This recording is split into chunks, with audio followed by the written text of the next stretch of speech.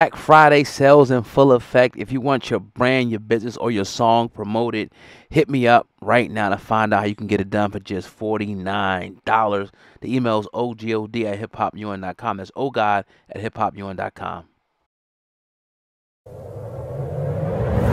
I want to ask you a couple current things going on right now Yeah. before we Go get up ahead. out here. I don't know if you see what's going on with Diddy right now. What's your thoughts on that? That's it's a lot, because it seems like that's a tactic they use a lot, whether it's true or not, particularly black men in power. Kind of the same thing with Cosby a little bit, but I would like to get your thoughts on that. Bill Cosby, I said from day one, constitutionally, they don't have a case on him, and any conviction they secure will be inappropriate and reversed. And that happened. You had a chicken shit motherfucker who was the trial judge, whose bitch wife was withholding the pussy if he didn't go along with what she wanted because she was a feminist. And what wound up happening is he let a lot of shit go wrong in his courtroom, which was a disgrace professionally. And you see, the district attorney who was in power at the time says, we have no intent of prosecuting Mr. Cosby. Right. None at all. And we find that the complainant is not credible and the accusations are unsustainable. Mm-hmm. The civil judge who had a case said, okay, since there's no possibility of prosecution, you are now compelled to make these depositions. And ordinarily, when there's a pending criminal case, Fifth Amendment says you have a right to remain silent. You cannot be compelled to be a witness against you yourself. Since there was no prosecution, he can be compelled in a civil case to provide evidence against himself if necessary. Well, the newly elected DA, some asshole, stupid motherfucking asshole, who broke his oath to uphold the Constitution and said, I'm not bound by that. I'm going to get him. So they used the deposition when he admitted to certain facts, but not the intent. In other words, yeah, I gave a heifer some drugs. She was trying to get high and get some BBD or BBC. Right. And she got what she wanted, but that's not, I forced it on her. She was knowing about it. He used that as part of his case in chief. And the asshole who was the trial judge delayed for 6 months what he was supposed to be turning out in no more than 60 days so Cosby could spend more time in there. I talked to Dr. Cosby, and he said they told him on the parole board, sent the word down, just go ahead and admit your guilt and we'll let you out in a week. He said, hell no, I didn't do shit. The heifer wanted her ass up in there to jumpstart a non-existent career. She wanted some BBC, sex, drugs, rock and roll, sex, drugs, movies, sex, drugs, basketball, baseball, football, sex, drugs, golf, sex, drugs, TV, and that's what she got. Now, that happens. I know about that. A whole lot of chicks try to use the casting couch to jumpstart an unpromising career. Some of those folk that were on that, what was it? The women's magazine that had a whole bunch of the women that claimed Cosby victimized them on the cover.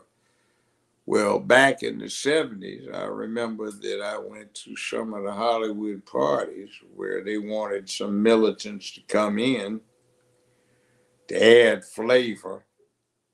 And we'd come there and they'd have all of the paraphernalia and the whiskey, the wine, the beer, and the VIPs. and you'd have a chick walk in there, take off her trench coat. She's total see-through, no bra, no pockets. 15 minutes later, she's topless. 30 minutes later, she's bottomless. Hour later, no panties. She got a belt on. That's all she's wearing. And over the next couple of hours, you run into her, you know, like, come on, hurry up, man. Hurry up with the bathroom. Do what you gonna do. And then she run out naked, wiping her mouth where she's gone down on somebody and didn't completely swallow. And then you run into her laying up on your coat on the bed in the bedroom where everybody had their coats parked, screwing somebody. And then 2 days later on Sunday, you see her at another party and she's sitting up there doing the same thing. And now she's complaining about she got used and abused. No, fool, it's called regret. You just effed up. You tried to jumpstart a career. It was no more promising than how you screwed. So it is what you is. It is what it is. And you had Gloria Allred and her daughter trying to convince you after your failed career that it wasn't your fault. It was these evil men. Okay, well, he got acquitted. All right, there's some other stuff that goes on that you're seeing right now where we want to deal with mob justice. And that comes from inquiring minds want to know. Well, goddamn the inquiring minds. What did they say in Star Wars? Luke, patience is a great virtue. You know, be patient. Right. But what's the matter with you? Ain't you got a life? You ain't getting laid, man. You ain't had no nookie. You know, get yourself some. Find out what that's about. You get laid if you're a woman. Just get you some dick. God damn it. Then you might not be so worried about what some little soap opera bullshit is going on in the real world. Be patient. Let it develop. So we like to try cases in the media, which I don't approve of because I know that over the half century I did this, 98 times out of 100, the media didn't know half as shit what they were talking about.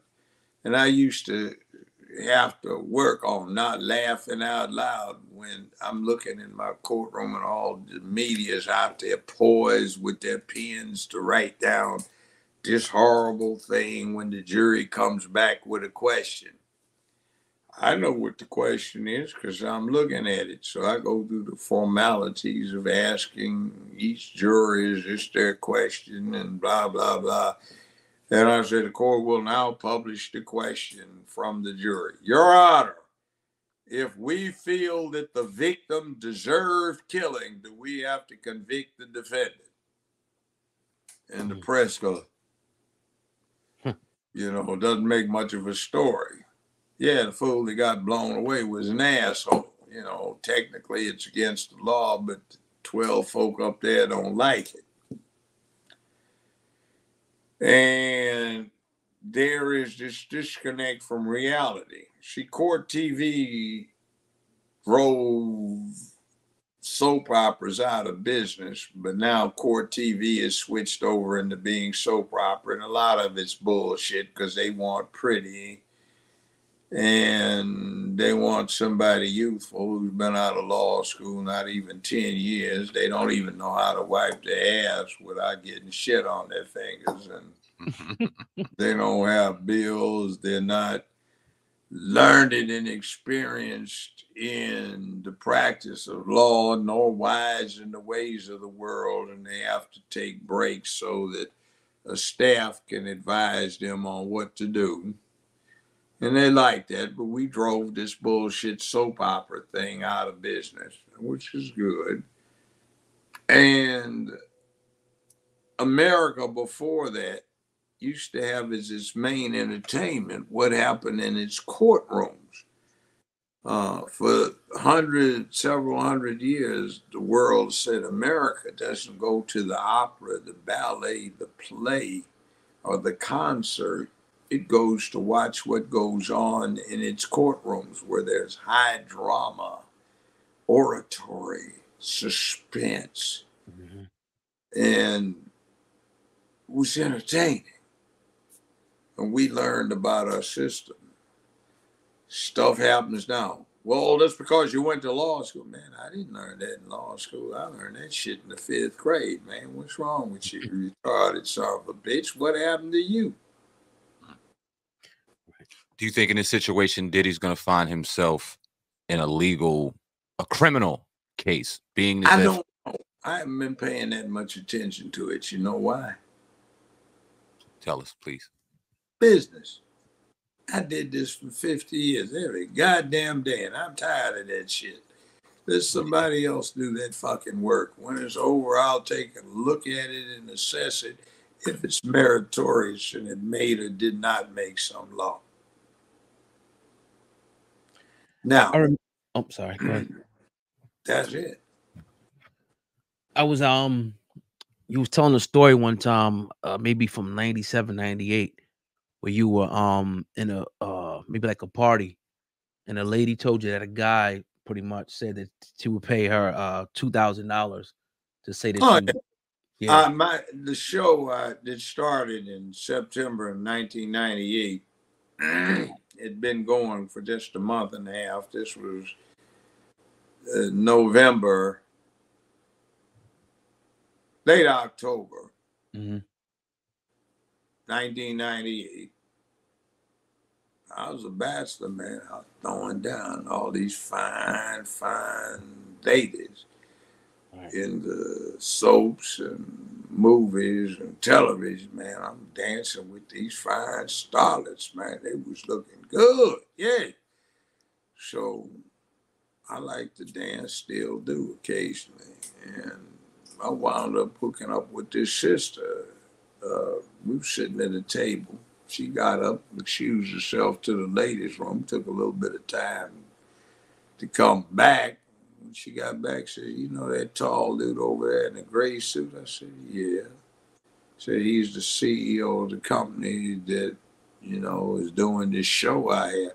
Said he walked up to me and offered me $2,000 in cash if I'd signed this bullshit note that you were trying to cop fields on me. What? So she and I went around and got written statements from most of the women I could remember I danced with that this dude had done the same thing. So we laid a trap for them. I hired this beautiful sister from out of Mississippi who had become a Miss Washington, D.C.